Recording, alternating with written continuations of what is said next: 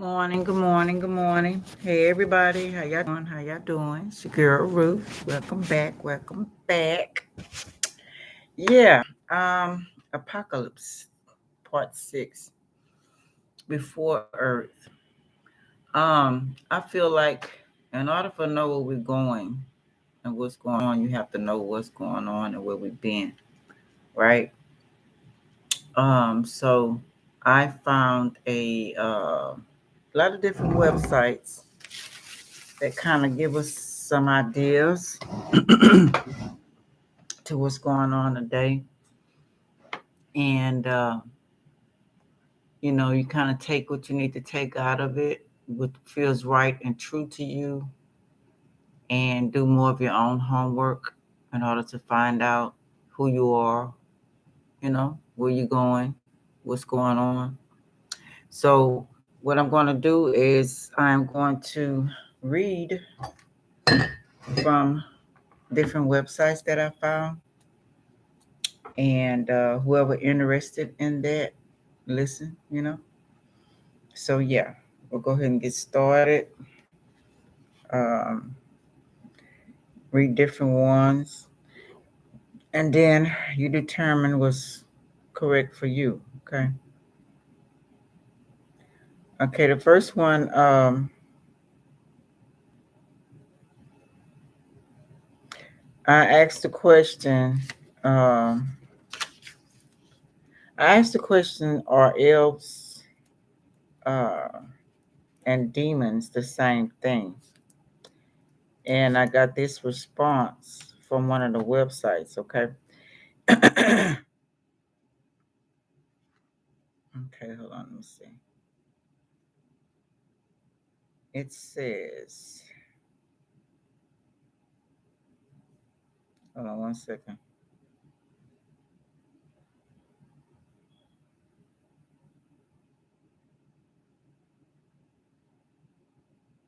It says, I don't know if this has been discussed already, but a quick search didn't bring up anything for me. So I recently watched a video where it was mentioned that elfin names often translate to emotions or traits. Okay. I'm writing down stuff as I go too.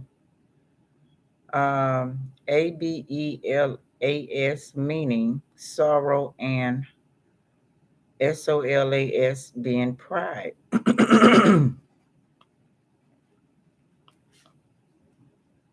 Okay. And okay, so then I played the quest where you have to help Solus, pride, spirit friend, and after turning back to their regular form, it was clearly elfin in appearance.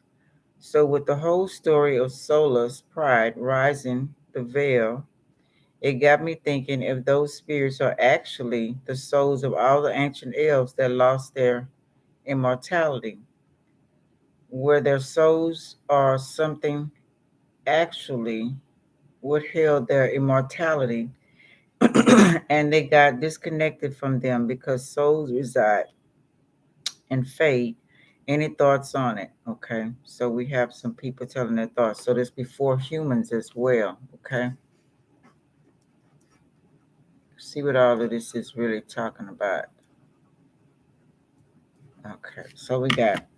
I'm on my phone right now, so I can't go all the way there. I'll update this post with more information tomorrow, but for now, it might actually be more to apt to ask the question the other way. Are the ancient elf spirits? There is some interesting phrasing in elfin lore and some code lines, COLE, that could be interpreted to mean that the original elves were actually spirits that evolved, no, that voluntarily took on the physical form rather than other way around. It's not a theory I thought of, nor is it a confirmed thing, but I have seen some theory crafting on it that look pretty interesting, so I can definitely pass it on to you to think about. Like I said above, I'll grab some lore bits on there for you tomorrow. Some might be long, y'all, some might be short. To your question directly, by all accounts, souls don't seem to hang around in the fade naturally for very long. Any we meet, there are being kept deliberately by something's power. Okay, so I'm gonna put that down.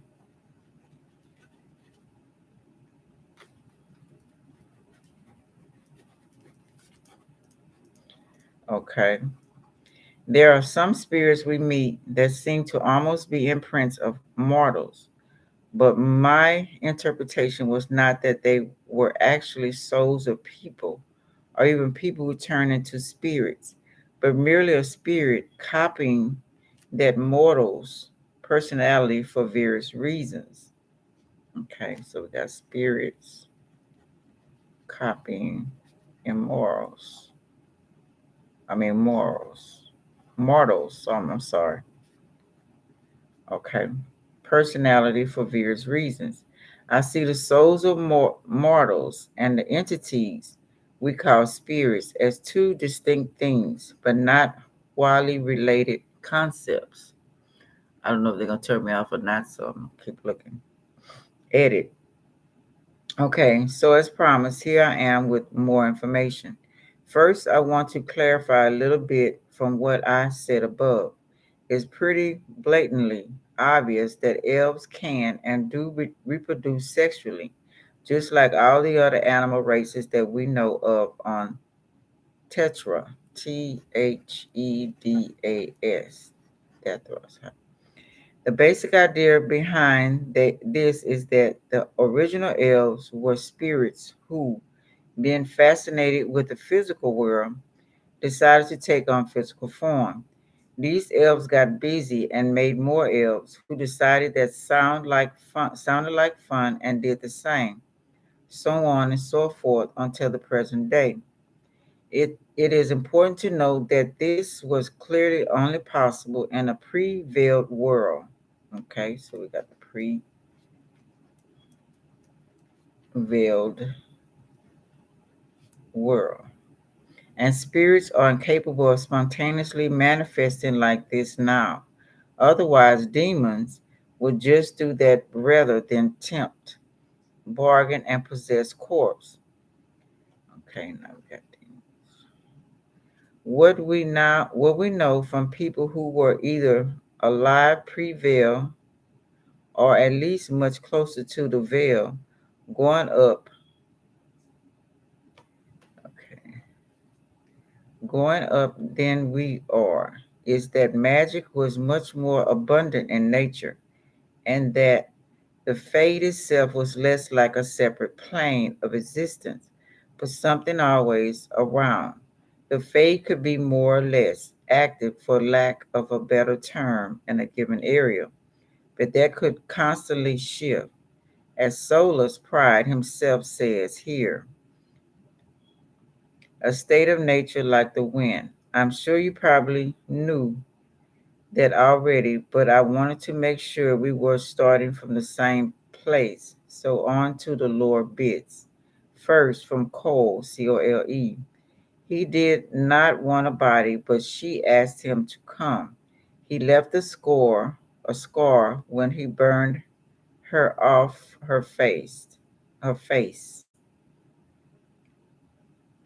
One of Cole's lines in Trespassers, roughly 15s in. I'm going to ignore the scar, comment. It probably isn't relevant to your question, and while an interesting line, I'm going to try not to get too off topic. So, as everyone who is subscribed to this subreddit will know, pretty much everything Cole says is either fascinating, creepy, or depressing, and often all three. But it always reveals something about the inner thoughts and feelings of someone or something. Cole here is clearly referring to someone who didn't have a body and was apparently happy to be such, but took on physical form because a woman asked him to. The theory I read post, postulated that these two people being talked about here were actually souls and mytho. Souls is clearly very much a home in the fade. Okay. And while this shouldn't be surprising, when the close relationship between, I'm writing down this word, Arlathan and the spirits, it's pretty obvious that soul the prefers the company of spirits to most physical beings, and he finds great wonder and beauty in the fade's natural mutability. As you said yourself, it seems to have been pretty common for ancient elfin to have names that mean something and often speak to their personality. Soul's meaning pride is most definitely an accurate assessment of him. And of course, that naturally leads one's mind to pride demons. The son, curious about the land, bowed his head close to her body, and Elgor, Elgar-Nan, was born in the place where they touched from the Cordox on Elgonor. Okay, so now we're talking about the son was curious about land. Okay, and Elgarnan. It seems pretty accepted among us theory crafters at this point that whenever the sky gets brought up in a significantly ancient, aka pre-veil lore or in universe mythology, that there's a pretty good chance that they are talking about the fate. Admittedly, here we are talking about the sun and not the sky itself. But I think didn't need to just I don't need to justify me saying there's a pretty clear link between the sun and the sky. So naturally, creation myths are going to be a somewhat sketchy place to look for lore. And this is also clearly pulling on Greek mythology for the Titans. Okay.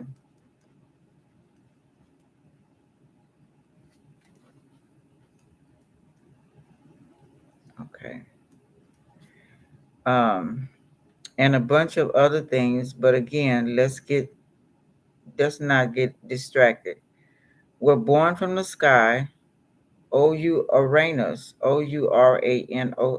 and the earth, Gaia, Gaea, Ahem, touching. But all that said, I do think it is still a workable thing for this theory. I think you could neatly rewrite this into Elagorna, Elgarnan, was created when the sky came down and touched the earth. I think where I am going with this should be obvious from here. So on to a second cold quote. And I'll be honest, this one is really interesting and one of the strongest pieces supporting the idea that the first of the elves were spirits. They made bodies from the earth, and the earth was afraid. It brought back, it fought back, but they made it forget. So they put a spell, the elves put a spell on earth, right? Forgetful spell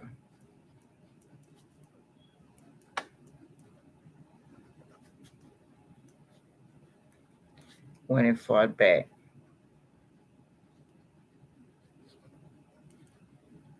Okay. A common theory, although given all the support evidence for it, I didn't even know if it's really a theory at this point, is that at some point the ancient elfin empire, so we got the elfin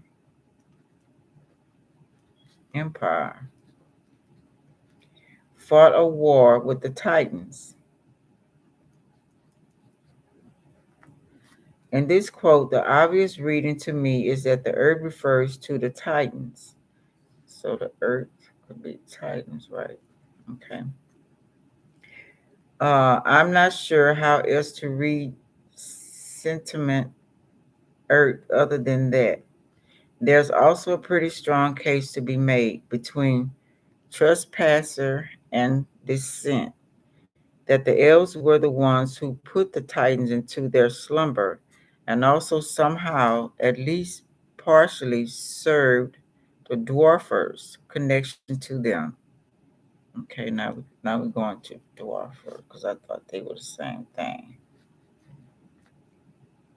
So if we take that information, start at the end of the quote, and move toward the beginning, they made it forget. The elves do. Whatever it was they did to the Titans to put them into hibernation, and the earth was afraid, it fought back. The war between the Titans and the elves, they made bodies from earth. Well, assuming that this is the same, they, as before, which it would be grammar, grammatically, then the elves made bodies from the earth. You could read this perhaps referring to the VARTERRAL, which after all are exploitatively referred to as, it is said they were rock and tree, wind and rain, given form and bred by the elfin gods to protect their people. Okay, so now we got the rock and the trees coming in, right? The wind and the rain, elfin gods. They're spelling it ELVEN to protect their people. Varterial, VARTRRAL, Wiccan page, okay. Or one of the GHILANNAINS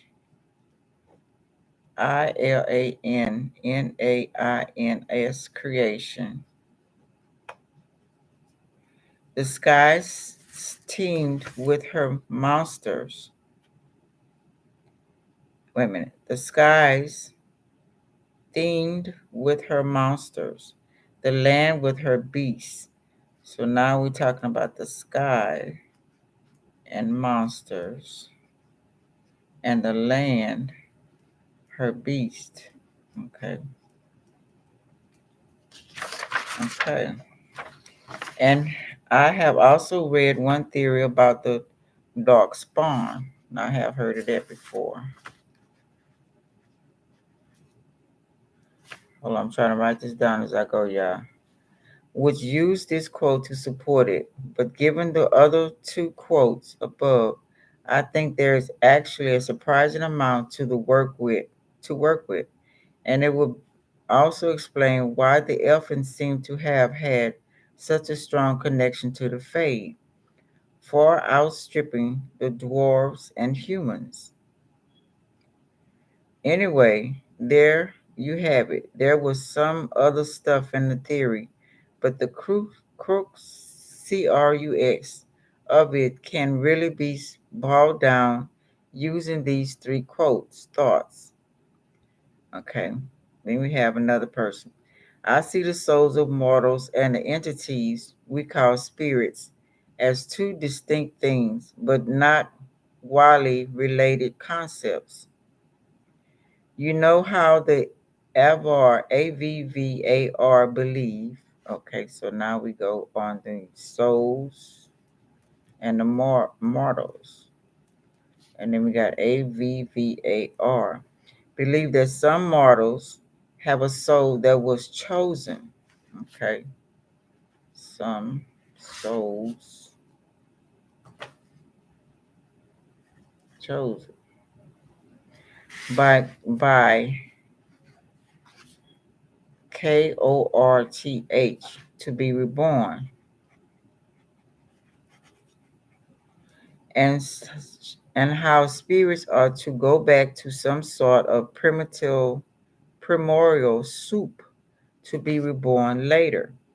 So some souls go to mortal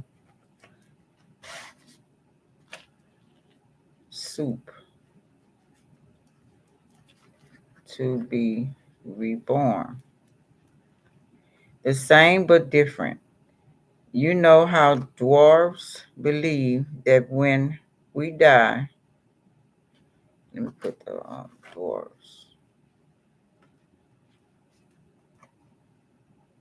believe that when they die, they come back to the stone, and some surfacers are rejected by it. So dwarves believe when they die, they go back to stone. Okay. WARVES. We have very similar mechanisms expressed in three different ways by three different lores. I'm going to call these lores the soul soup theory from Avar lore, the spirit soup theory from Solus, and the stone soup theory from dwarfen lore. I made this little table to better see what that entails. So she got the table. She got soul source, who is eligible, who is rejected, what happens to the eligible who dies, what happens to the rejected who dies. Okay. She got spirits, soulless spirits, comes back the same but different. Then has what happens to the rejected when they die. So she didn't have nothing but a question mark there. And then who is rejected, a question mark as well. Then she have stone dwarves with a connection, surfacers, castless to the stone, becomes part of the ancestors.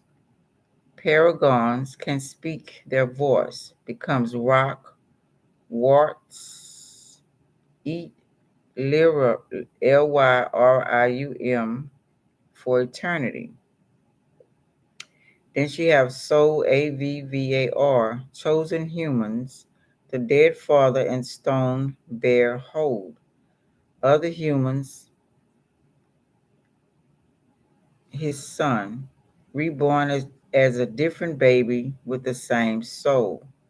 Then he has question mark on rejected. Okay.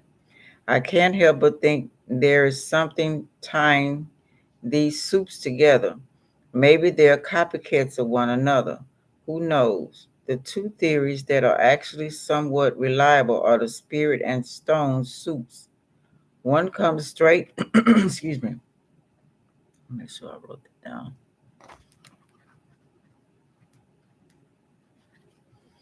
Okay.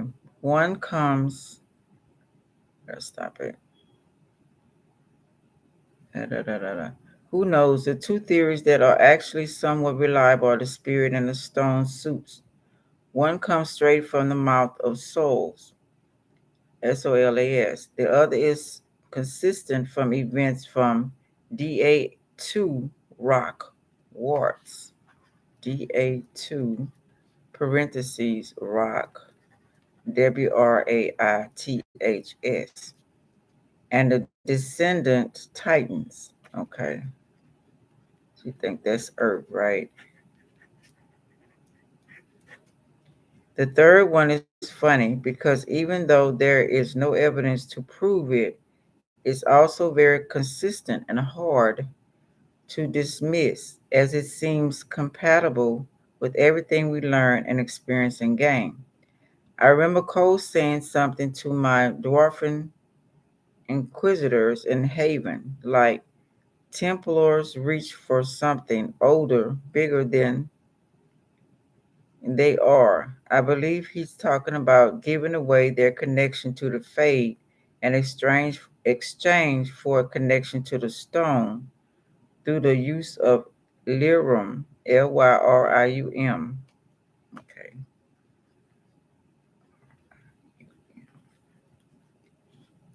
In other words, Templars are a bit like connected dwarfies. I don't know where that takes us, but for some reason I feel that it's somewhat relevant.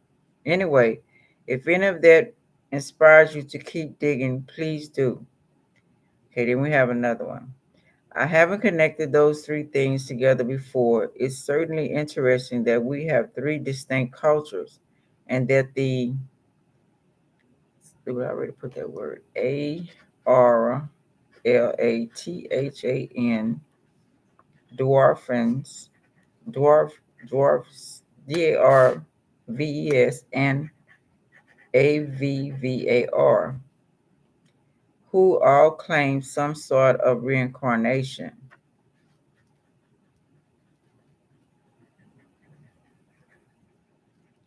Okay. As you suggest, it's certainly possible that the AVVAR copied the idea from spirit reincarnation, since with they do seem to be pretty aware of it. As to your core quote, here is the relevant conversation in Sky Hole. And yeah, I agree that the Templars are most likely in some way connected to the Titans through their taking of Lyra. On a slight tangent, I'm curious how their connection would act with someone like, and we got another word, Alistar, All Star, who is both Templar and Warden. And Warden. Okay. Are just as much with dwarf ordiners, since they are, in theory, connected to both the dark spawn and the Titans. Oh, we go another word. I heard it as. Okay, I think I got that already. What would happen if you had one of those wardens both near a Titan and doing the blunt? Would the Titan hear the calling? Could the Titan use the warden to perhaps connect with or communicate with the archdemon? Okay, there we go with the archdemon. What about a connection dwarf who goes on to become a brood mother? Okay, now we got the dwarf and Brood mother, uneven or even just a regular gore, Ghoul. I might need to do some digging into what we know about the blunt and think about that. Okay, Blight. Anyway, back on topic. I think that we should distinguish the dwarfing system, okay, dwarven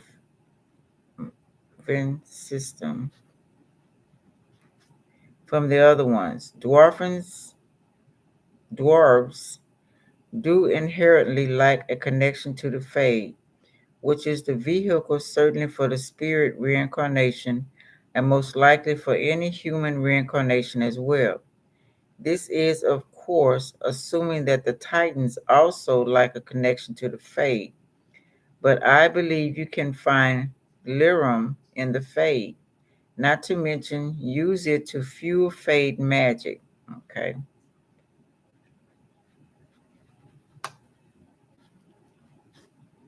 So Titans do probably have a connection to the Fade themselves, meaning that the Dwarven system could still use the Fade somewhere in the process. Via the Titans they are connected to. If Titans do indeed have a connection to the Fade is what enables dreams. Then are the hibernating Titans dreaming? Okay. Or Titans dreaming.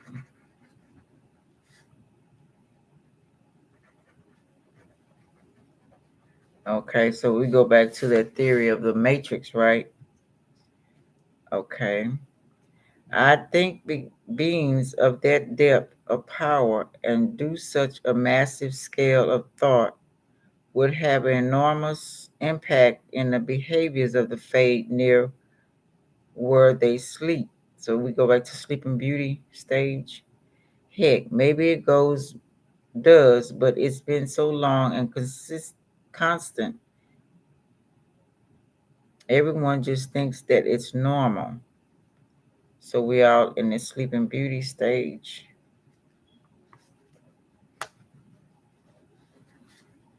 But I think a lot of us are. Well, anyway, let's go. Not to mention, what about when a titan itself dies? Do they reincarnate as a titan somewhere else? What about all their connection when their connection is served? Okay. It clearly doesn't just kill them. Otherwise, we wouldn't have unconnected dwarves in the first place. As you say, I'm going to do a bit of digging on all that. We'll see what comes up. If it does anywhere interesting, I'll make my own post on the topic. Good memory on your part for the three systems. Okay, then we have another person, a brief one. Here's a bit of WIKI Wicca with info on spirits. However, I own the pendulums, COMPENDIUMS, so I can SIFT through and see if I find anything. Your theory is interesting, if nothing else. Here comes another one. The first thing that comes to mind reading this is, if it were true, then how come not all ancient elves become spirit, like the ones that you encountered in Temple of Mythal alongside the Abetas, Abelas, are supposed ancient elves, and they are not spirits apparently. So we got the Temple of Myth, right? For any idea, it got me thinking, and it is quite interesting. Maybe it's true. I cannot answer this properly, but I think spirits and demons exist alongside the ancient elves in Ellenhaven. Even Solus says that the Fade and the waking world were once one and the same. So I guess the spirits were part of Arlathan and the ancient Elfin Empire. Then we got another one. Abelas says that drinking from the well blinds a person. To mythos will forever, as the Centaurs are, since there is still a small part of her in the mundane world. So drinking from the well blinds a person too much. So is the water was putting us to sleep? I don't know. Let me see. Okay, let me keep going. Since there is still a small part of her in the mundane world, I think it's possible she could have still been enforcing her curse blessings on them, especially since they were guarding her temple and the well. That connection could have shattered them from whatever the fate of the rest of the elfin was. Okay. So this was done in 2019. Okay. I got a couple more, y'all. Oh, it won't let me save. Let me see. Can I put it in the front page? I think I do have it written in the front page. Let's see. Mm,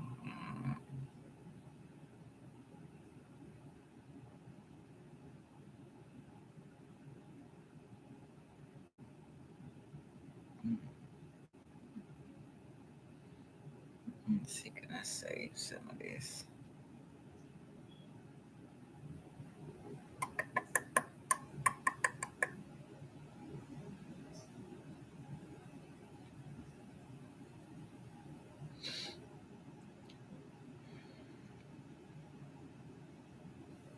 Hold on, y'all. Just trying to save it right quick. Guess I need to go back. I know I read it on here, but you never know. Okay. Now I went from there to well, actually, that came last. We talk about animals in human forms. Just as plants can be seen as divine forces, so can types or species of animals.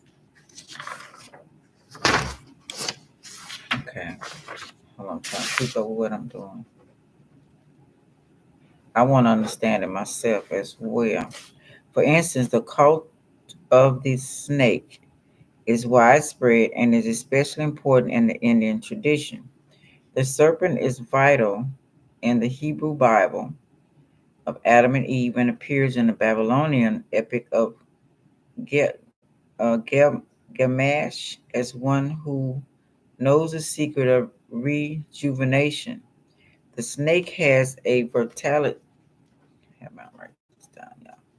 The snake has a fertility aspect because of its possible phallic significance and because it lives in the holes in the life giving earth.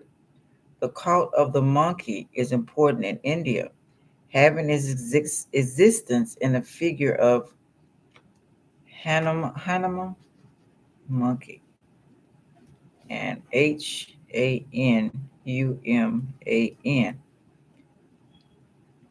half monkey and half human. Okay, okay.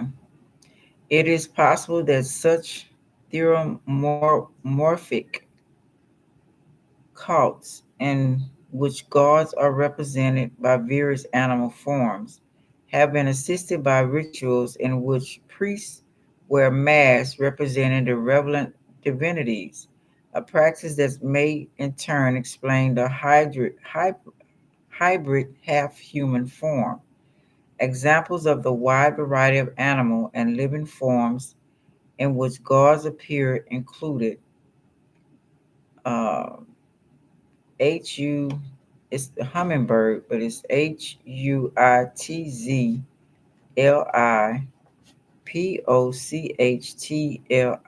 which is hummingbird, Aztec. Okay. And then we got Cipactli, which is the alligator, gator, Aztec as well. And then we got, we heard of this one, Vishnu, avatars, are reincarnations. Fish, tortoise, boar, man, lion, Hindu, the rainbow snake, okay, an Australian aboriginal,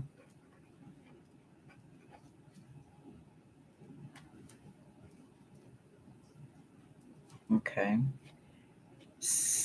I'm gonna spell it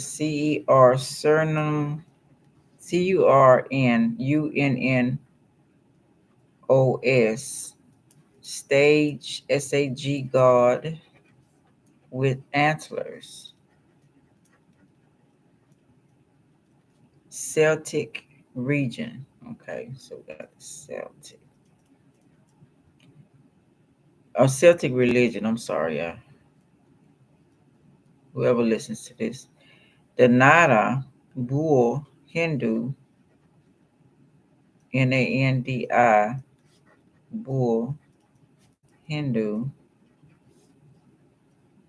a figure partly an animal gush found in the Troisfres cave at Ariege, France. may represent a complex lord of the beast, Analogous,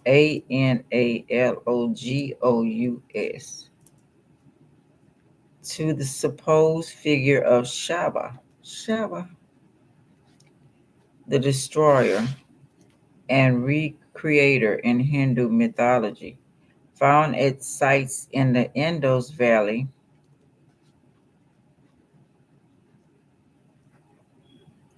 while a Birdman figure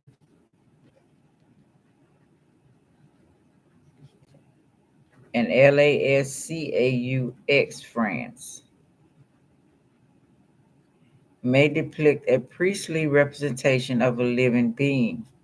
Thus, Theomorphism seems to have a very ancient pattern. In brief, various cultures have taken existing species in their environment and proved them into the python, partly because of their essential dependence on the animals and partly for their reasons, such as similarities between animal forms and other sacred forces, the analog of the lion to the force behind kingship. Because human beings can enter into a living relationship with the supernatural beings that surround and dominate their lives, it has always been natural to model the gods as human beings.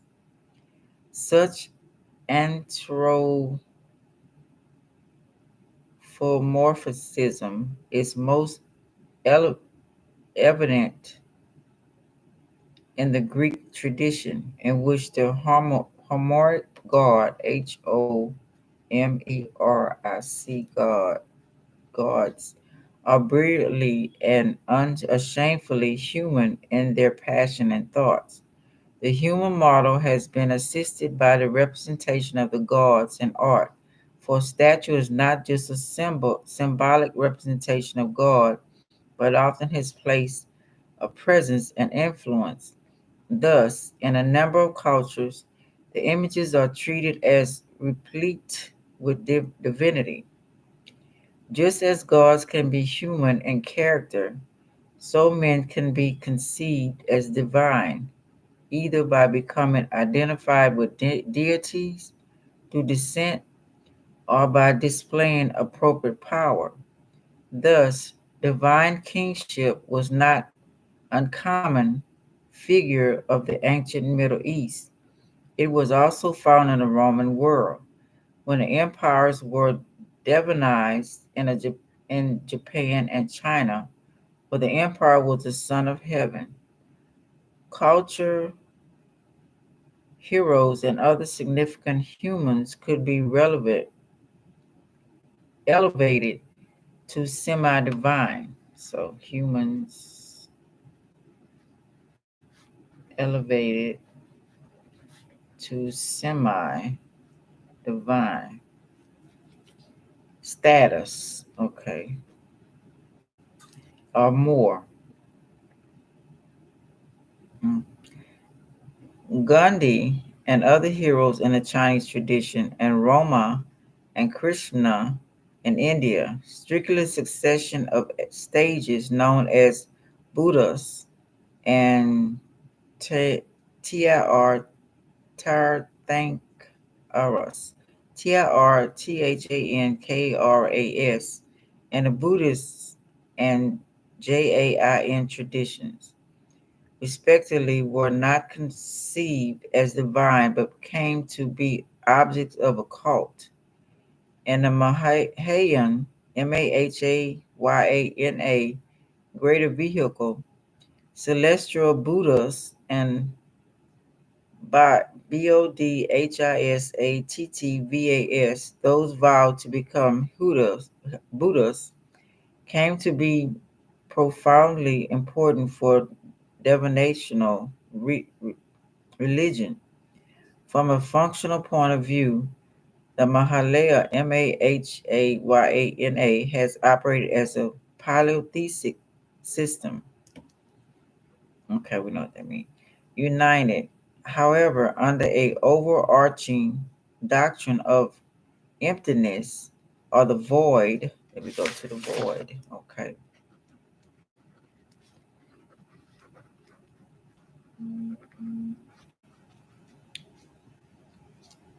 Shunya, so that's void, according to which all things are said to be empty of the characteristics assigned to them. Um, the Theravada way of the elders, Theravada way of the elders, accepted the principle that vic- ferocious followers of the Buddha could be translated in the next life to a heavenly existence in which they would have godlike status and improvement status. However, for God shared the universe transtortedness of all living beings, but such gods were scarcely the objects of a cult. In addition to the various forces operating in nature, various social and other functions are div- divi- divinized. Thus, the god Brahma in the Vedic tradition, besides being creator, contains the expression in personal form and power implicate in the Brahma class. There are gods of healing such as Asclepius in Greece, and of the seafaring, agriculture, and so on.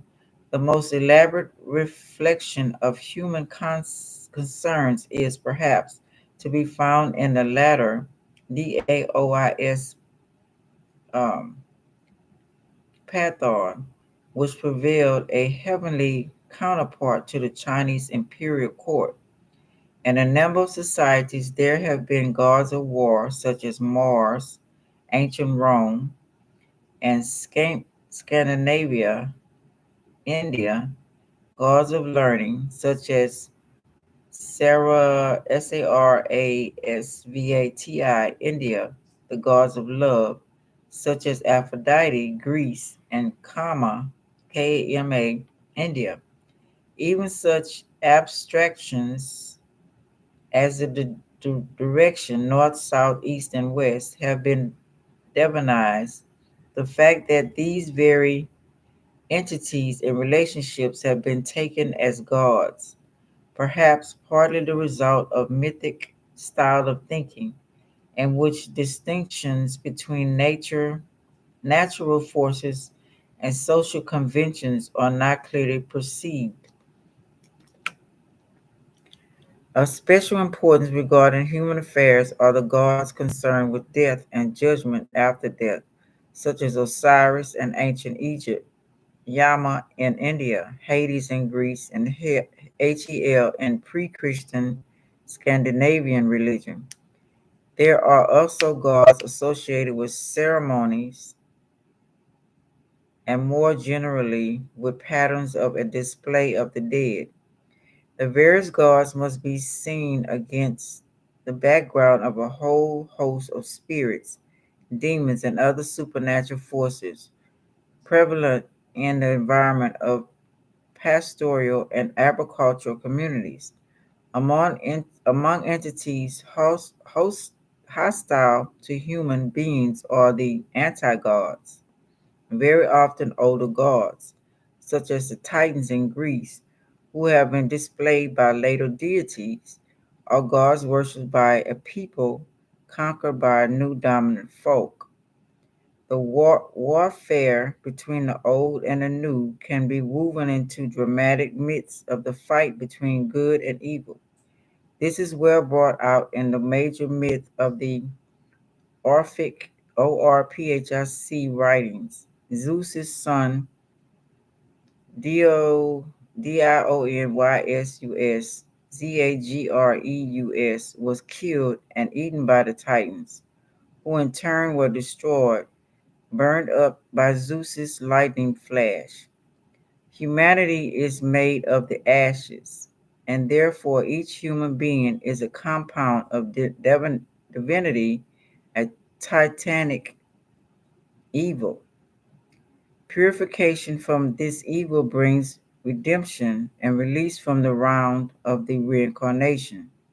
Sometimes, however, the ambivalence of good and evil is built into the same deity, so that creation and destruction and good and evil are seen as complementing one another. Types of polytheism, Goric Roman religion.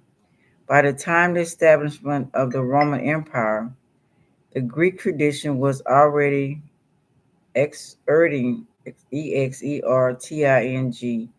considerably considerable influence on the Roman, to the extent that once relatively independent traditions became somewhat fused.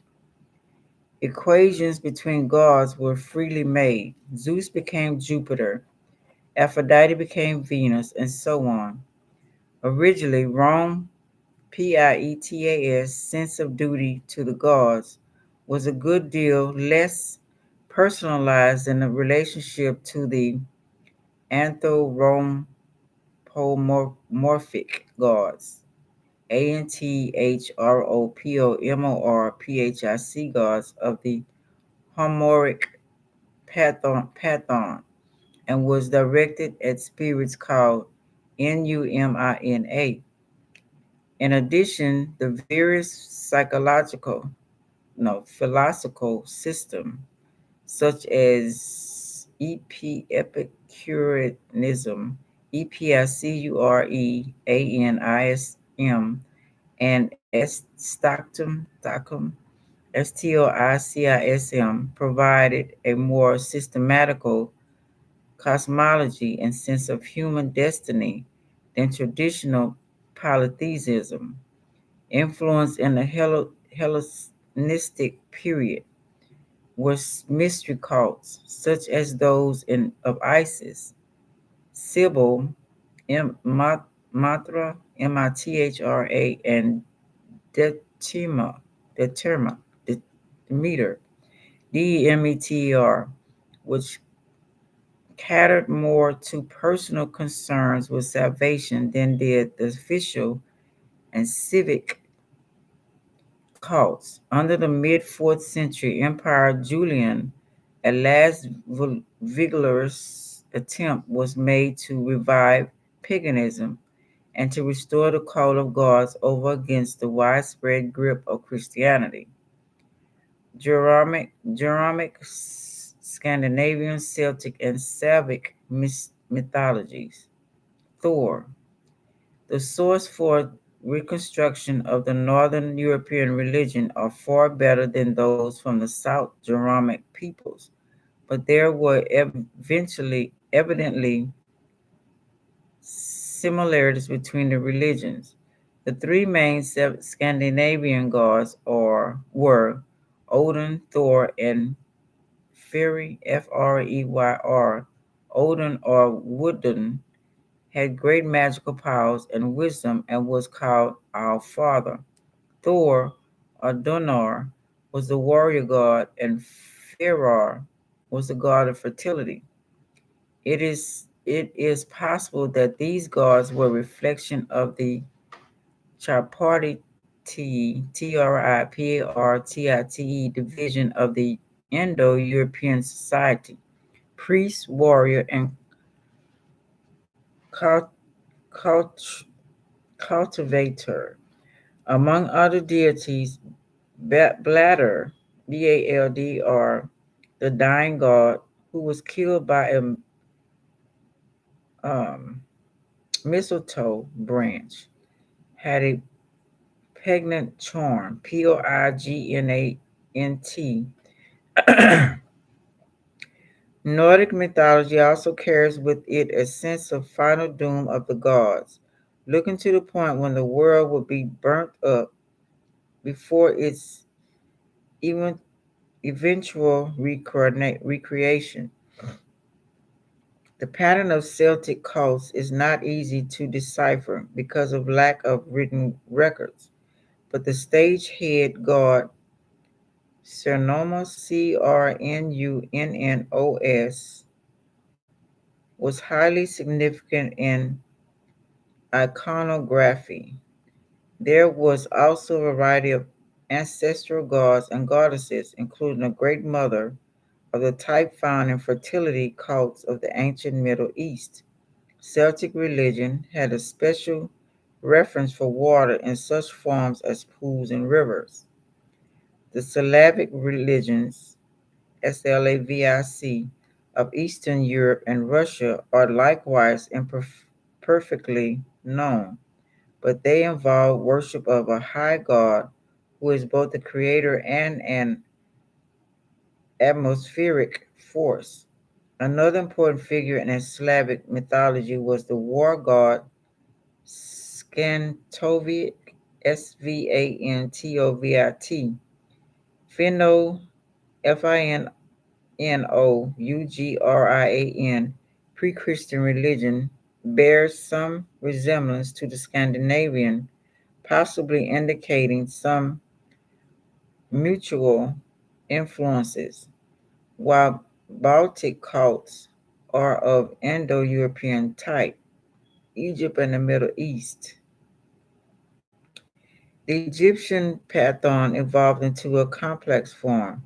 Many deities were theomorphic, but were presided over by such great gods as Re, the sun god, and Nut, the sky goddess.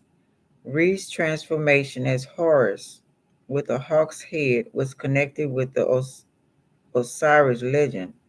The pharaoh was identified with him as the living Horus.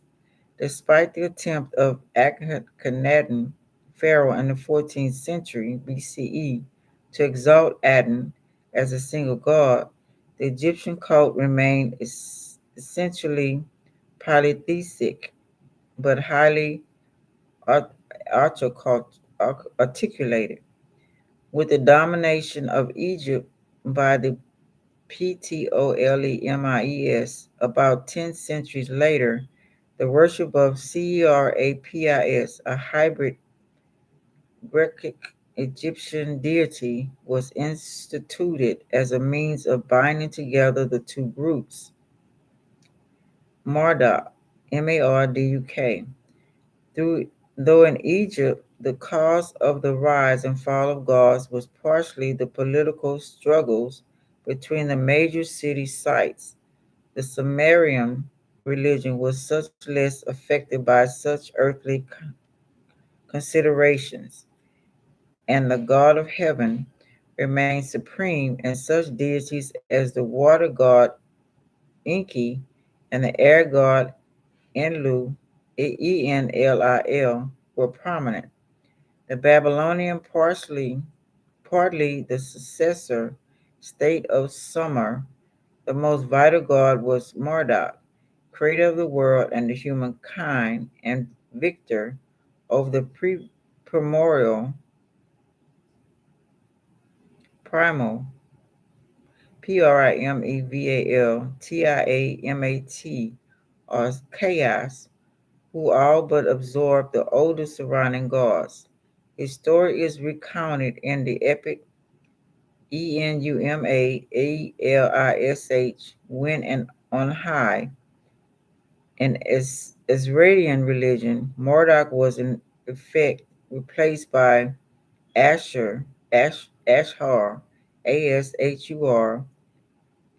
Ishtar, Ishtr, the mother goddess, was also important. In general, it can be said that the Middle East religion stemmed from early Sumerian and Egyptian sources, and that the latter eventually had some effect on Hellenistic religion. Early Indo-Iranian religions, Ahura, Ahura Mazda,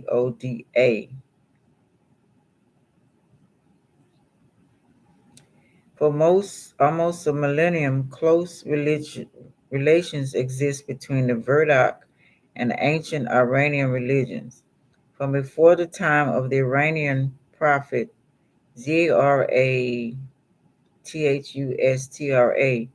who performed the ancient religion sometime before the early 6th century BCE, back to the time of Vedic religion of the people who migrated to India about 1500 BCE.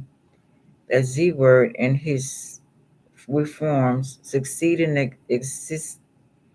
existing the many gods, some of whom were subsummoned as qualities of the supreme Ahura Mazda, the rich plant, phantom platinum, that snake python, of the Vedic hymns developed into the world of classical Hindu mythology, which was fed by streams other than the Indo-Iranian, classic and modern Hinduism. Certain gods of no great importance in the Vedic tradition came to dominate classic Hinduism above all Shiva and Vishnu, Vishnu. The latter was associated with belief in avatar or incarnation. Most male gods in the Hindu pantheon also came to be represented with a female consort, symbolizing the Shakti, or creative power of the deity. Increasing elaboration of Hindu cults as different groups were absorbed into a systematic social fabric has led to the estimate of as many as 33 million Hindu gods. It has been common practice for devotees to select the form under which the divine is worshipped, and such a deity is called the Istadevata. Most Hindus are inclined to interpret the many gods as being symbols of the one divine reality. Then we go to Buddhism. Trying to see how far this goes. Yeah. Okay, we're almost done. Sorry about that. That's for those who are curious. I'm for here people who are curious. Okay. Then we got Gunya. Yin. Gunyin. Buddhism's tolerance of popular cults, provided that the main essence of the faith are maintained, means that in most Buddhism cultures, several gods are worshipped. In Mahayana Buddhism, increased devotion to the Buddha became elaborate as a belief in many celestial beings, notable Amitabha, the Buddha of Light, and Avalokiteshvara, feminized and known as Guanyin in China, and Kanon in Japan, Kannon. The Bodhisattva,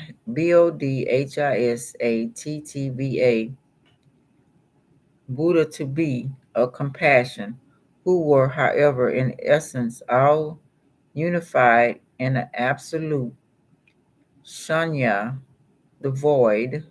Okay, they talk about the void as well. In Tibet, a synthesis between the indigenous religion and Buddhism was established. Take a drink of water.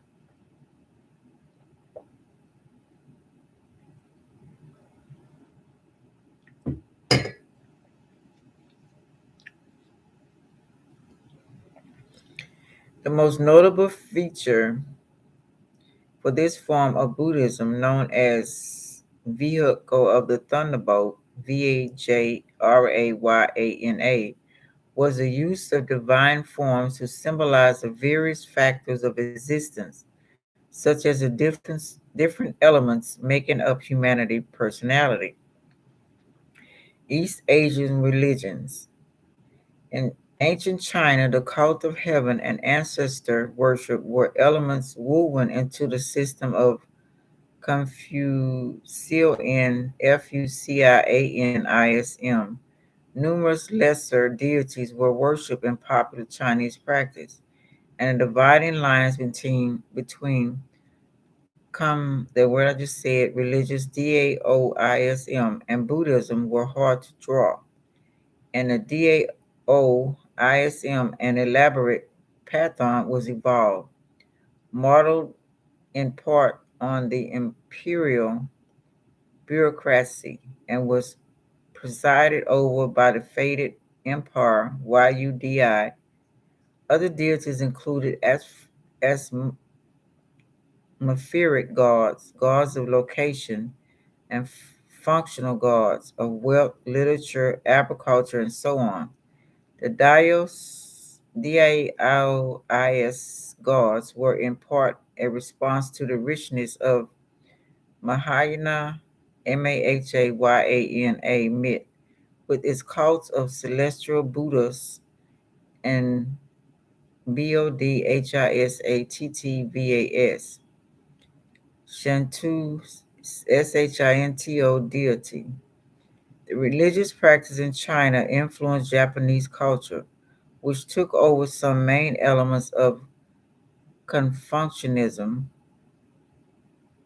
and Buddhism that interacted with the indigenous polytheistic religion, Shinto, way of the gods.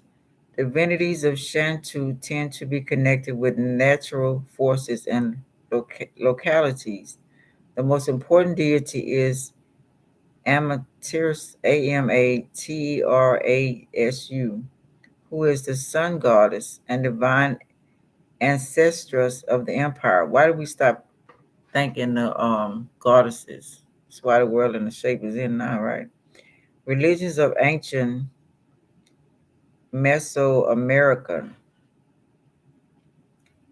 Quetzalcoatl.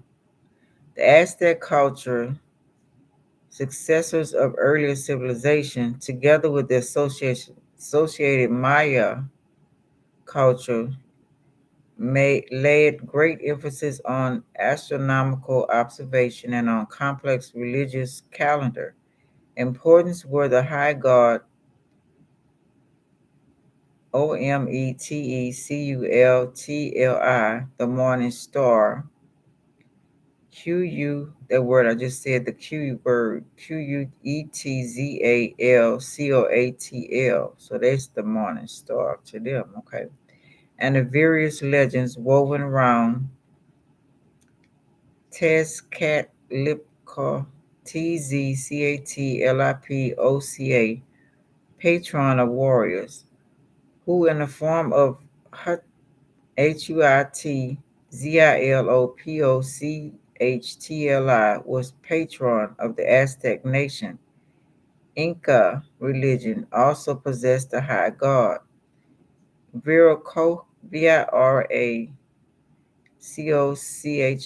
number of the most important deities were associated with celestial bodies, notably the sun, patron of the Incas. In both Central and South America, the fertility aspects of deities were also emphasized. Modern ethnic religions in Africa and elsewhere, in some areas such as much of Africa and Oceania, the indigenous religions are ethnic or tribal.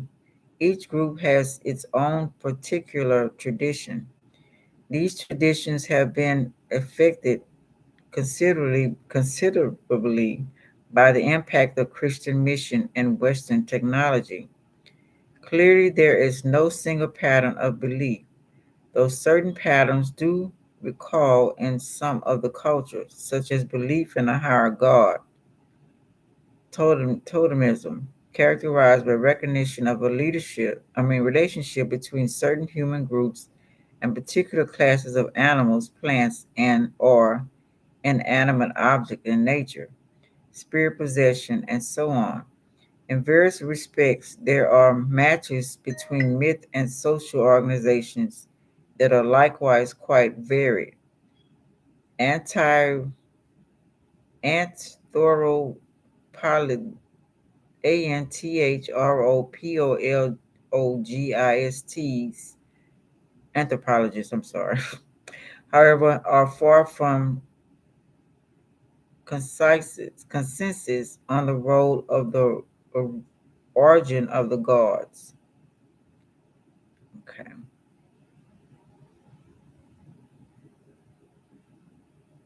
okay. Now we got the Aedeus, Greek philosopher. Greek philosophers whose ideas had their roots in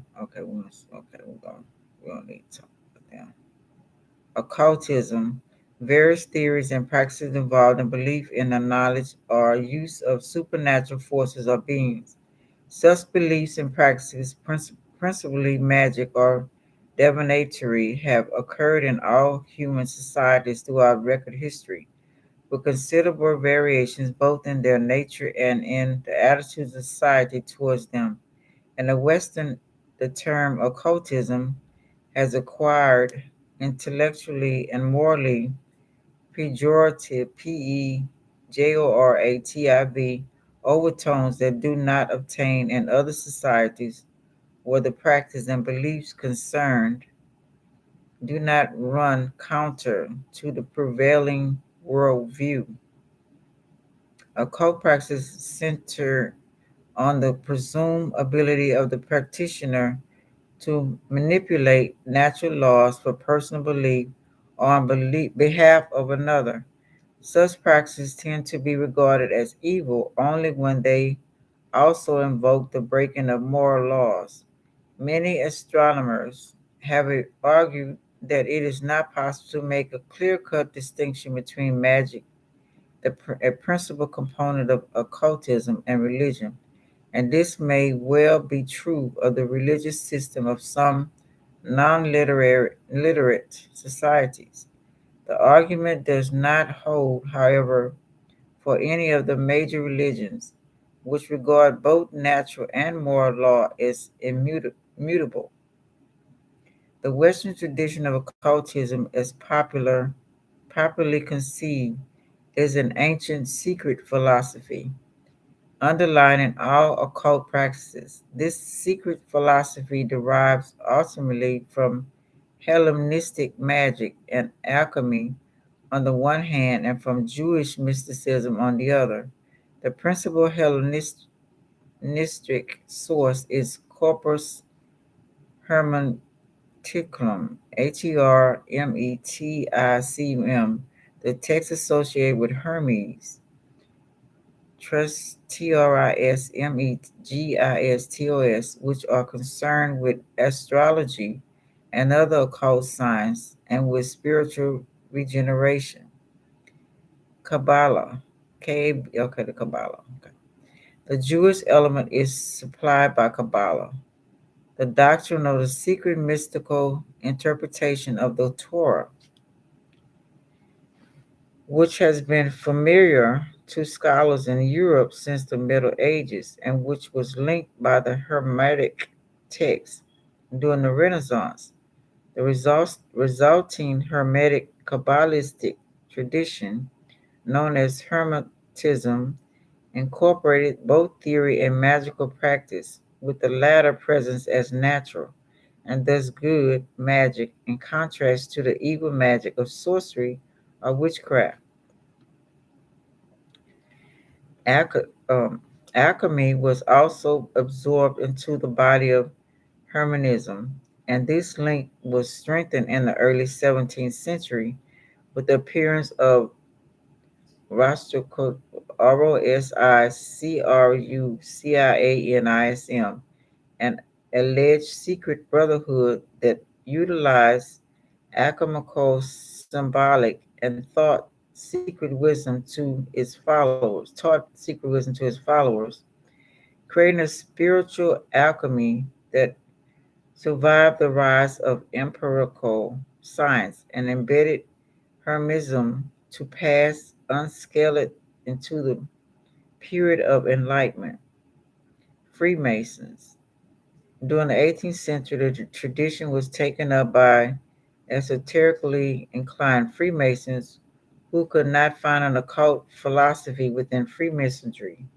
These enthusiasts persisted both as individual students of Hermetism and in continuing Europe as groups of occult practitioners into the 19th century, when a group of religious skepticism led to an increased rejection of orthodox religion by the education and a consent search for salvation by other means, including cultism. But those interested turned to new forms of cultism rather than to Hermetic tradition. On the one hand, through spiritualism, the practice of alleged regular communication between the living and the spirits of the dead through a living medium, and on the other hand, to thesis, Theosophy, a blend of Western cultism and Eastern mythicism that provided to be a most effective propaganda, propagatory of cultism, but whose influence had declined remarkably by that 20th century. Indeed, despite the 19th century revival, occult ideas have fallen to gain acceptance in academic circles, although they have occasionally influenced the work of major artists, such as the poet William Butler Yeats and the painter Wesley. And occultism in Europe, North America seemed destined to remain the province of popular culture, esoteric philosophy, and religion. Esoteric, the quality of having an inner or secret meaning. This term and its correlative esoteric were first applied in ancient Greek mysteries to those who were initiated within and to those who were not outside, respectively. They were even transferred to denote the distinction supposedly drawn by certain philosophers between the teaching given to the whole circle of their popes and that containing a higher and secret philosophy which were reserved for a selected number of privileged disciples.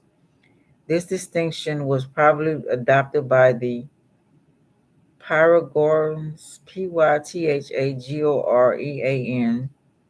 and was also attributed to Plato, and by some late writers to Estrada, whatever his name. Esoteric in the sense of mystic is also used to describe certain schools of Buddhism.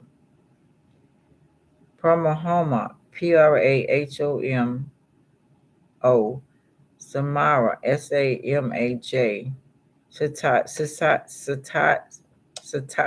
Society of Brahma. It also spelled Brahma. Theistic movement within Hinduism found in Kalika in 1928 by Rama Mohan Roy does not accept the authority of the Vedas, VDAS, has no faith in avatars, incarnations, and does not insist on belief in karma, casual effects of past deeds. So these people here don't believe in karma. Okay, I want to write them down right quick. Brahmosamaj,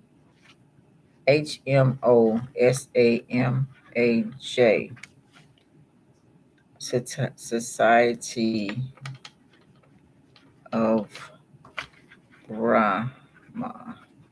They don't believe no reincarnation and they don't believe in karma. Okay. And no avatars.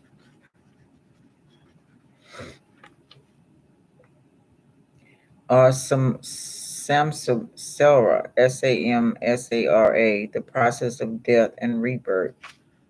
No death or rebirth. It's discard Hindu rituals and adopt some Christian practices in its worship.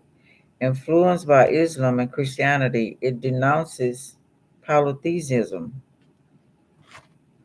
image worship, and the caste system. So believe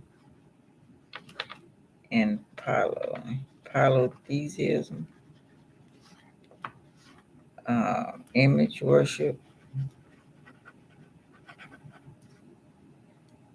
and caste system.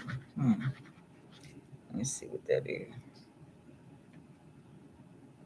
The caste system, any of the ranked hereditary endogamous social group often linked with occupation that together constitute traditional society in South Asia, particularly among Hindu and India.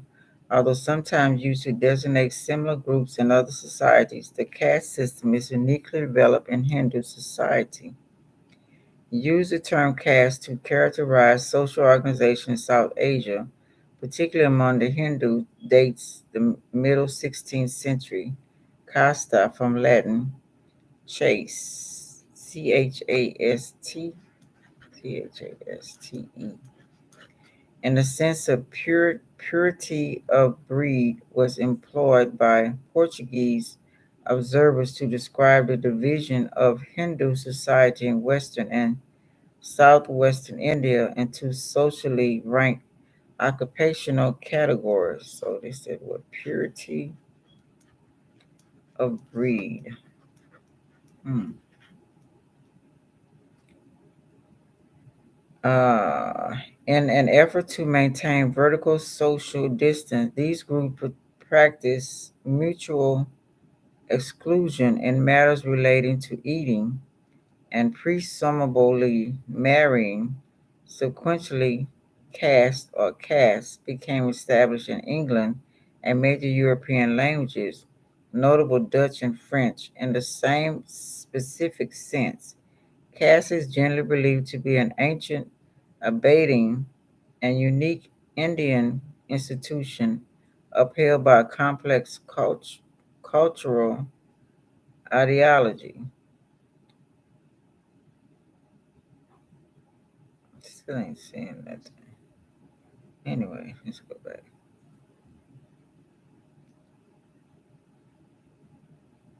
Okay, so where were we? And discards Hindu rituals and adopts some Christian. Okay, we read that. It denotes the scientists have had considerable success with its programs of social reform, but has never had a significant popular following. Whereas Ram Mohan Roy wanted to reform Hinduism from within, his successors broke away in 1850 by replugging Vedic authority and making reason and intuition the phase of that first word I said, Brahmanism. He tried, however, to retain some of the traditional Hindu customs and radical group led by KESHAPCHUNDRSEN succeeded and organized the Brahmo Shaman of India in 1866. The older group became known as the ADI, original. The new branch became Electric, ECLECTIC, and Cosmopolitan, and was most influential in the struggle for social reform. It sponsored the Band of Hope, Temporary Society, encouraged the education of women, and campaigned for the remarriage of widows and for legislation to prevent children marriages. When Kishba arranged for his daughter to marry the Prince of Cooch, Bihar, both parties were well under age. He was thus violating his own reformist principles, and many of his followers rebelled, forming a Third Samara Society Association, the Sahadran Common, Burma Samar in 1878 gradually reverted to the teaching of the UPANISHADS and carried on the work of social reform. Although movement lost form in 20th century, its fundamental society tenets were accepted, at least a theory by Hindu society. Okay, we're gonna get out of there. It's a lot. Okay, let's see. Um,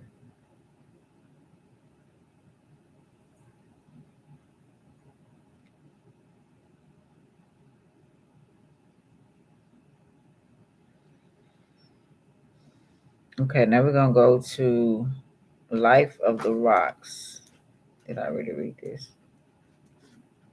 Life and rocks may have co-evolved on Earth. A Carnegie geologist makes the case that minerals have evolved over time and may have helped spark life. At Christmas party 10 years ago, an idea was brewing. Haven was self-proclaimed hardcore mineral physicist at the time, and like most scientists, he considered minerals to be totally separate beasts from animal and vegetable. But that was soon to change. So, first dimension, second dimension, third dimension, fourth dimension, right? Okay. Anyway, he was considered he considered minerals to be a totally separate. Okay. During the party, theologic biologists clay minerals exist. Asked Hezon whether clay minerals exist during the Haddon, clay, Hadean, geological period. Period. Between 4.6 and 4 billion years ago, when early Earth was forming. To a basic question, Hazen was taken aback. Mosewit was especially asking whether the mineralogy that exists when Earth was anew, and possibly when life originated, was different from what we see today. No mineralogist in history had ever asked a question like that. While the mineral form process should be the same, whether it occurred billions of years ago or last Tuesday, he realized there was no reason to assume that minerals couldn't evolve, just as life changes every time. He and his colleagues have since shown that life didn't sprung up in isolation. Minerals likely helped it along the way, and as life evolved, it created a myriad of chemical nuances that allowed new minerals to form.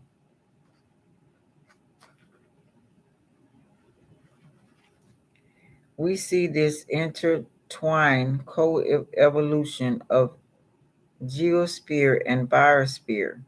Life begots rock, rock begots life. His team and other experts in the field represents this idea in a new Nova feature, Life's Rock Start. I sat down with Hezon to chat a bit about the film An Amazing World of Minerals. The following has been edited by Link. Tell me a little about the film Life's Rock Start. The story of Earth's 4.5 billion year history, told through the eyes of a mineralogist who was undergone a sort of transformation himself.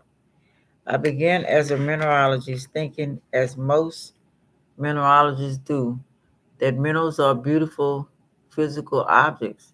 They're varied, they're diverse, but you can't tell the story of minerals without also telling the story of life. Today we know of 5,000 or more mineral species, each one a distinctive chemical composition and crystal structure. Of those 5,000, more than two-thirds are the result of the changes that life has made to Earth. So, what was the first mineral in the universe? When we started thinking about minerals through deep time, surprisingly, no one had asked that question. Isn't that amazing? In many fields, origins are a big deal. First life, first plants, first stars. But mineralogists had never asked what was the first mineral. Right after the Big Bang, things are much too hot.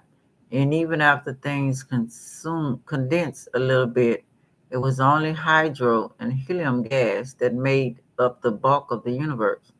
They didn't form minerals because they were gases, and minerals have to be crystals. The next thing the hydrogen and helium gas did was condense into large stars.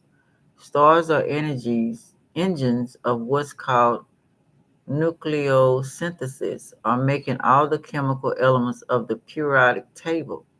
Minerals are formed from those other elements.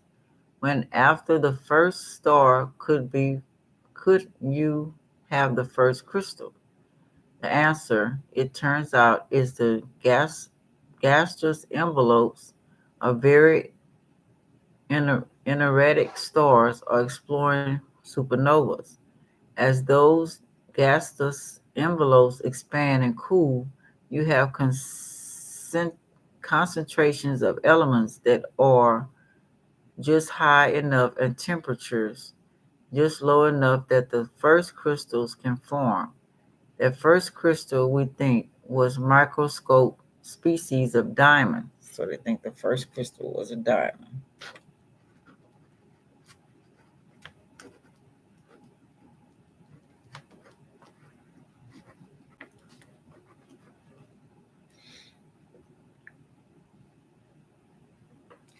Because stars were carbon rich and because diamond forms at the highest temperature of any known crystal. What about the first mineral on Earth? At the gas around the earliest stars cool, there may be a dozen more different crystals that form of the commonest elements: silicon, oxygen, magnesium, hydrogen. These were the very first species of mineral crystals. Okay, so he said the minerals were silicon, one of Silicon Valley is so popular, oxygen, magnesium, and nitrogen. These were the very first species of mineral crystals that literally the cosmos and formed the dust of those great clouds that eventually formed new solar systems. Earth formed from one of these clouds. The earliest planets may have had 400 to 500 minerals. Then, as planets like Earth evolved over a billion years, we may have gotten up to 1,500 minerals, all formed from pure chemical and physical processes. Beyond that, there's no other conceivable physical or chemical process that we know of for an Earth like planet to make more minerals until you have life. How did minerals influence early life? The mineral surface protect, organize, and template. They make those molecules and select and concentrate them. They help those molecules react to form longer and longer structures like cell membranes and polymers. We know that molecules simply cannot organize their way in the ocean or atmosphere. They're much too dilute. They're much too random. It was surfaces, like minerals, that provided both the energy and the concentration mechanism that's needed to bring molecules together in the key steps for life's origin. The biggest question is, how does one go from molecules organized on a mineral surface to a set of molecules that makes copies of itself?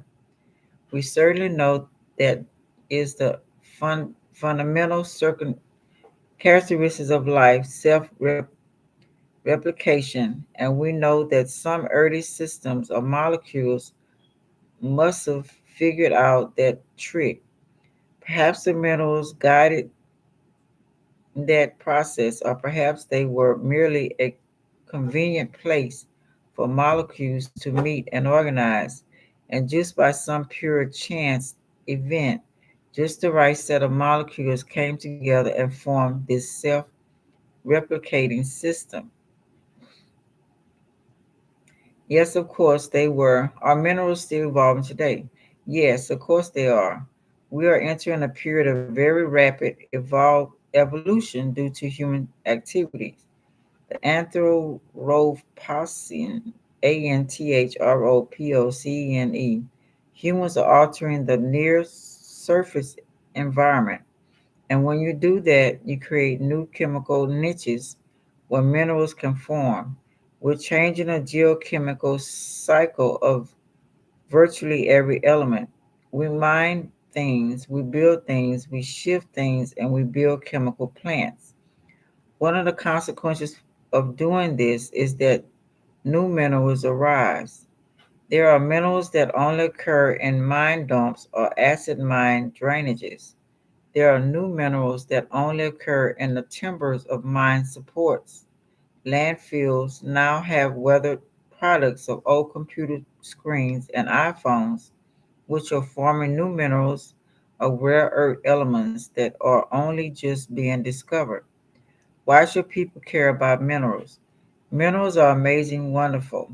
The film shows that there's this intrinsic beauty to minerals, a sheer magic. They are important to every facet of society. We would have no technology and none of the convenience of modern life were it not for mineral realm. It's easy to forget that because we are insulated from the mining and the processing and chemical treatment of those products. But our modern world is one facet with by minerals. I think seeing minerals in this rich context of co-evolving geosphere and biosphere just ladders that much more importance and interest on the subject. From the Nova documentary you filmed all over the world, what was your favorite place to visit? I certainly love Morocco, and I've been there half a dozen times. But going to Western Australia, it was a privilege to be in this incredible, remote, incredibly beautiful, all thorough, sparse, desolate, and dangerous land of Pilbara. 3.5 billion-year-old rocks form a little island of ancient earth that is essentially underformed. The rocks never experienced the kind of alteration and explosion that is known for virtually all younger rocks. It's just an astonishing place. It's like a pilgrimage for geologists. To see that and be able to share it with some of the world's experts is something, and geologists would give a great deal would give a great deal to experience.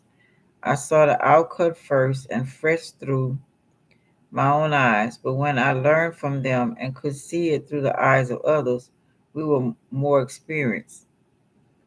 This was truly transforming experience. The document Life Rock Start will air Wednesday, January 3rd. Okay, that was pretty cool. Okay.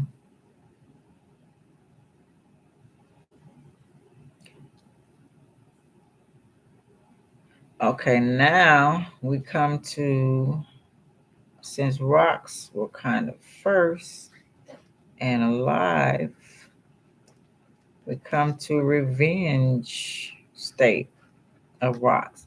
Rocks have been alive this whole time and they are pissed.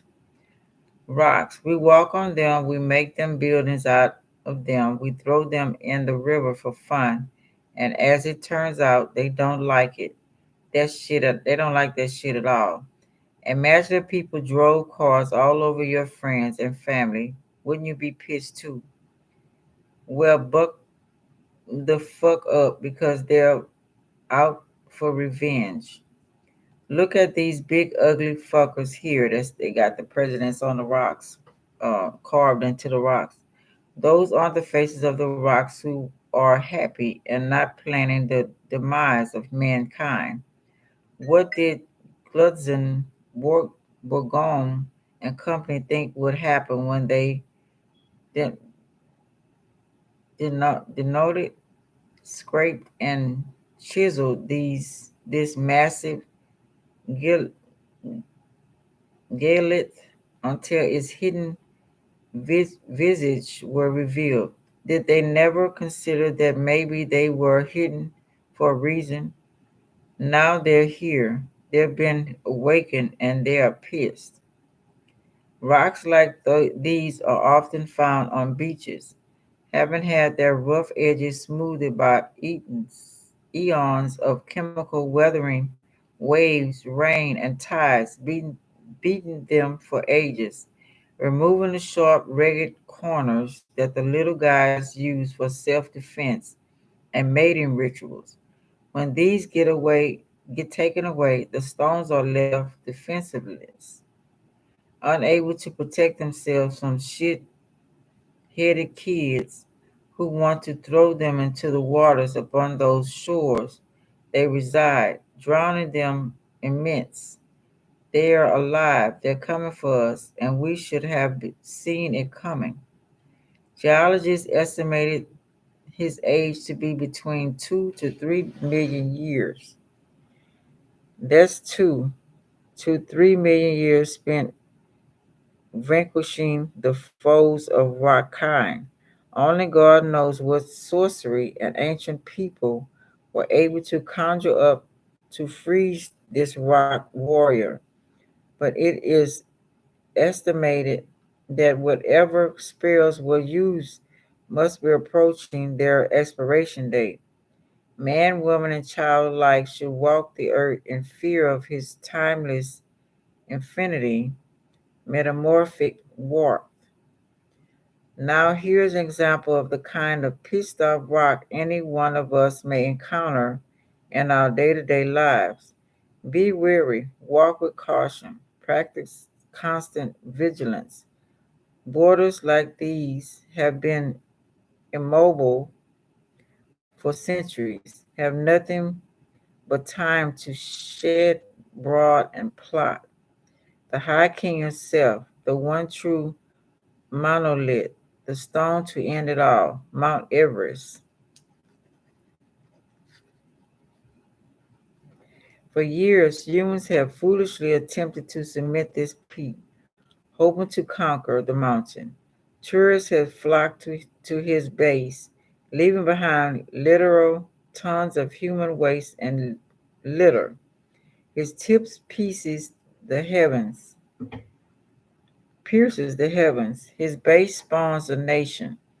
His Himalayan arm stands without equal. Write to your congregational representatives, encourage them to increase funding for space travel with the end goal of human evo- evocation, Evacuation. If the king himself awakes, God help us all. Little is known how we can defend against the impending mineral army. No scientist knows when the catalytic meteor will strike. A cosmologic war cry mobilizing the long forgotten and treaded upon stones to rise up and strike their oppressors. Knives and bullets are useless. Their loyalty will forever belong to those liberally stones from which they were forged. Prayer is foresee. To whom do we pray but stone representations of our earthly deities? Indeed, the way forward is unclear. Keep your loved ones close, keep your rocks closer. Wow, the revenge of the rocks. I wouldn't doubt it at all. Okay, now I go to, I asked a question about leprechauns. Leprechauns and druids. That's what I really was on, the druids. Um, yeah, I was on asking a question about the druids that came to me this morning. And then I said, well, what about the dwarfs? I read y'all that. I mean, I didn't say dwarfs. I said elves or the elves, druids, something like that. And then I gave y'all that answer first. Now it says the leprechauns and the druids. Ancient history means before recorded human history or prehistory. Few written records exist from prehistory, so the study of archaeology and the study of artifacts must be taken into account to get the whole picture meaning. The definition of antiquity has changed over the course of time to the mean the study of history before the end of the Western Roman Empire. Notice the conclusion in the foregoing statement, the Western Roman Empire. When history was recorded, it was documented by those countries with the biggest guns who had the ability to record what happened. A current CBS television show features a psychologist who is a trial science expert. He uses his skill to select the right jurors for his clients and help lawyers decide the right argument to win over jurors. The tactics used point to brainwashing maneuvers to change a person's mind. In one of the episodes, the main character mentioned the word red 10 times and represented evidence to the jury. The next day, everyone on the jury wrote something red. By respectively mentioning a theme many times, it makes an imprint on the brain. If the trial lawyer can change people's thinking in a few hours' time, think about what happens when the same information is mentioned over 100 years. A strategic transmission pattern of dehumanization can describe behavior, a process that undermines individuality. The Tawa TAW/KOISAN are referred to as polygamies, Pygmies, who have a history predating the Greco Roman Judeo timeline history of Adam and Eve by more than 10,000 years. The Tawa traveled and settled over the earth, spreading to northern Ireland, Germany, all parts of Europe, and Asian continent. These settlements preceded the influence of the Roman Catholic Church, which used Wa's historic site to write down what we know as Christianity. The Bible was written from the temple walls of the pyramids. Interesting. The Druids, DWA, were known for their headdresses and hair. Their hair grew into locks that looked like snakes. So there we go, Medusa and the dryads, right? Um, the Medusa theory. Okay.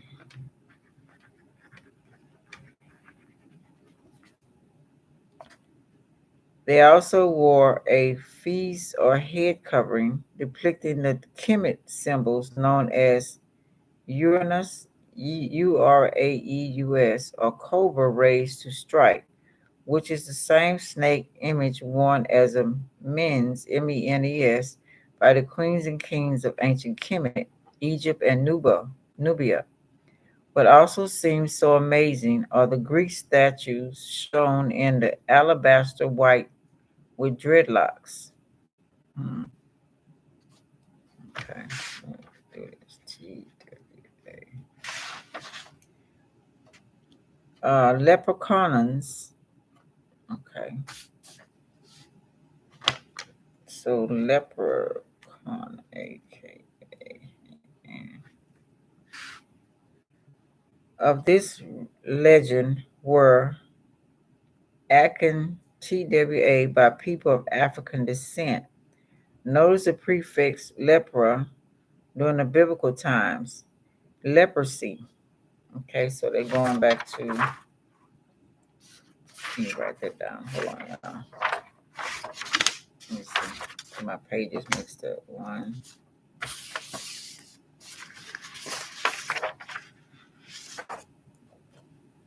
two,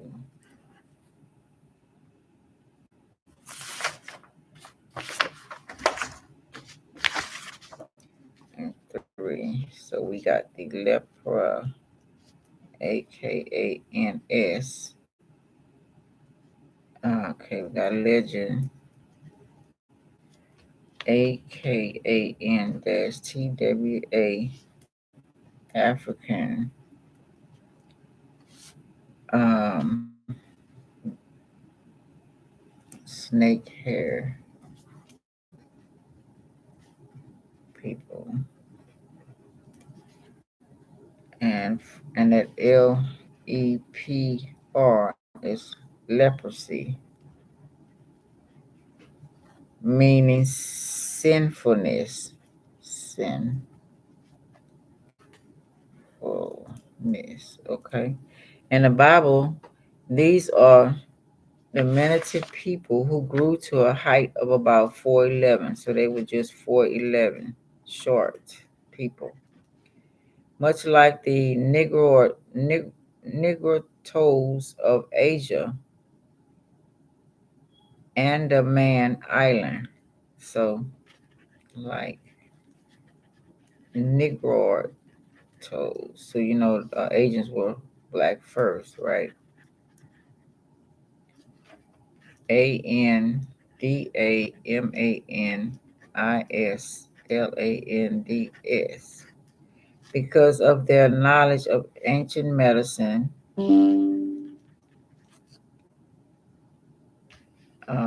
MET GY, textiles. What was that? Oh, battery is low. Hold on, y'all. Let me get my battery.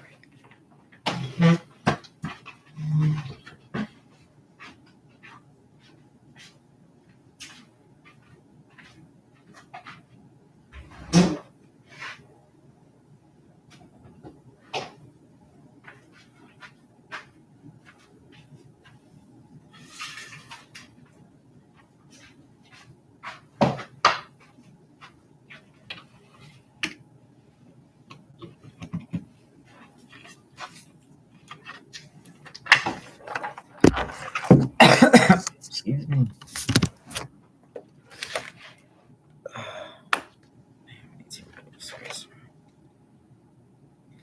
Let's see.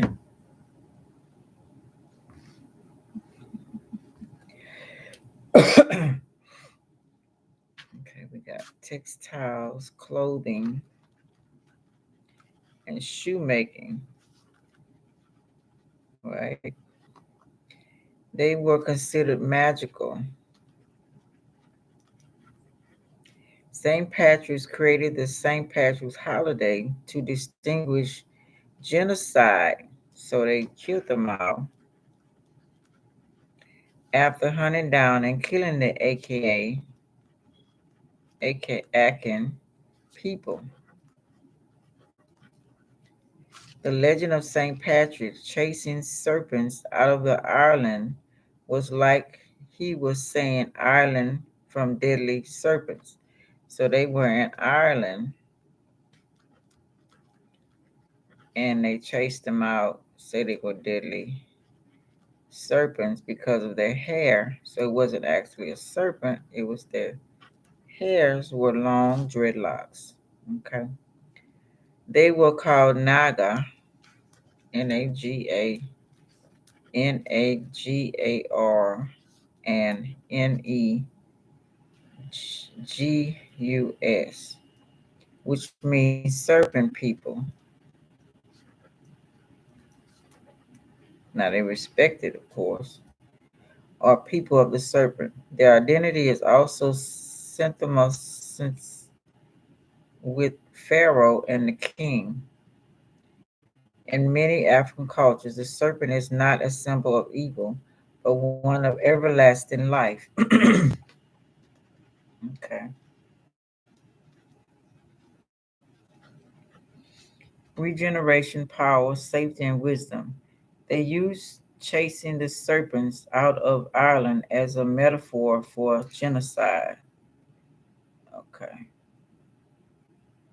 The Roman Catholic Church misinterpreted and demonized the practice of these early people.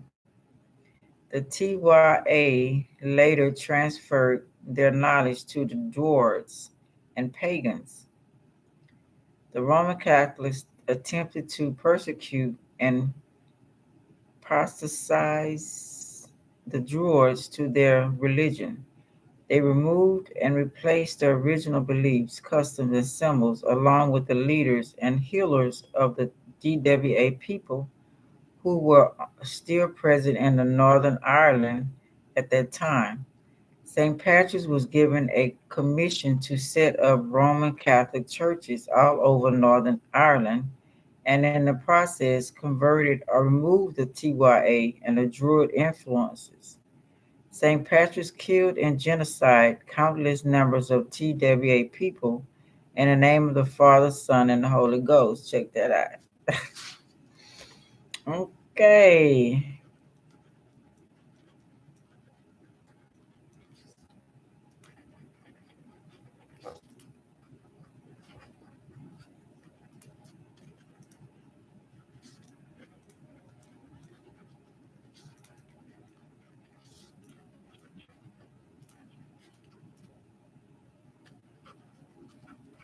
The Druids and Moors were mass murdered in an act of genocide and ethnic cleansing. Leprechauns represent the small black people who were murdered, all in the name of the Christian religion and Roman Catholic dogma, and proselytizing, explore research and following topics. So the leprechauns were black people who were short and very skilled. Okay. Black snake people, right?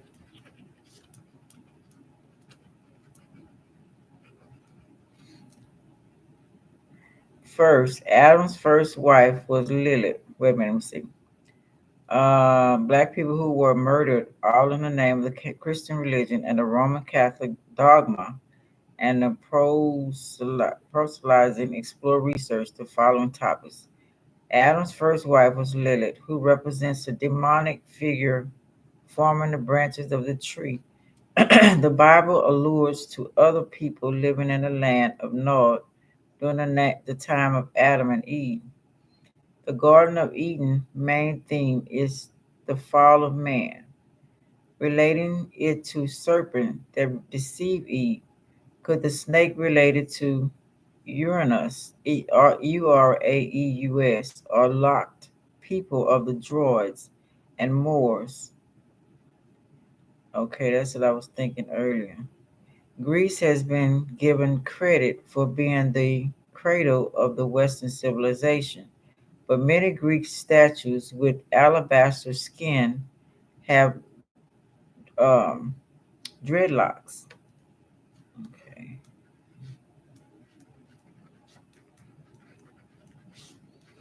so there go our Medusa theory.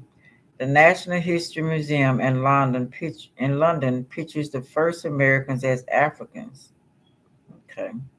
The British Museum has African pharaohs hidden in its basement, while on display Greek as the ancient pharaohs. Bamanan Island and the pyramids of Mexico, Mayan borders, ingenious black Americans were enslaved, then brought from Africa on slave ships. Many artifacts of African hair, picks, jewelry, and skeletons of chimpanzees were found on the American colonists. So let me see how long I've been doing this. See, I need to stop here for a minute. Yeah, almost 2 hours. So I'm gonna stop here. I'll come back for part 7. Let me see. Um, yeah, we're gonna stop it right there. All right, y'all. Whoever hang in and listen or whatever, if you just trying to explore to see what's really going on. And I'll put another title on here in a minute, and then I'll let it out. But yeah, interesting history. I love y'all. Like, subscribe, share, and comment. I really appreciate it. And talk to y'all later. Hope it helps in some type of way. All right, bye.